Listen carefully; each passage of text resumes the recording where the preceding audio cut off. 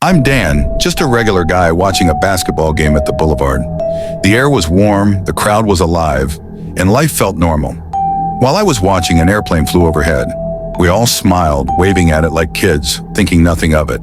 But then, to our shock, we saw passengers leaping out midair without parachutes, their bodies twisting as they fell. A second later, the plane dove and crashed into the aisle of the beach, sending sand and smoke into the air. We ran toward it, thinking we could help. But before we could get close, people came sprinting in our direction, their faces pale with terror, screaming, "Run! Run!" Confused, I turned back toward the crash and froze. They were coming, figures with faces melting away, their skins sliding off like candle wax, their teeth gnashing. My stomach turned as I realized they weren't just chasing, they were eating. I saw them pounce on the ones too slow to escape, tearing flesh, devouring them. And worse, those they attacked began to rise again, their bodies twitching, joining the nightmare as if they'd never been human. I bolted, my chest burning, my mind screaming. SM Mall was the tallest building nearby, so I headed there, desperate for higher ground. But the guards blocked the entrance to the rooftop, saying, "Personnel only."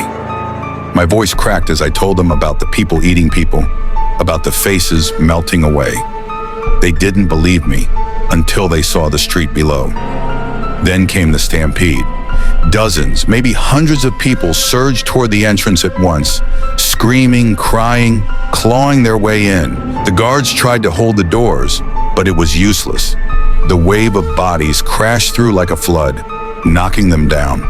Some people were trampled underfoot, their screams disappearing into the chaos.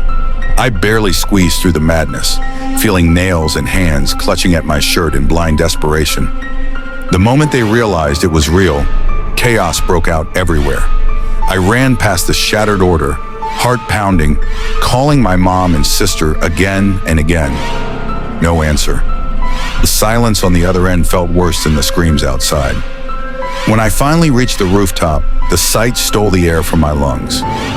My beautiful city, once full of light, laughter, and life, had turned into hell.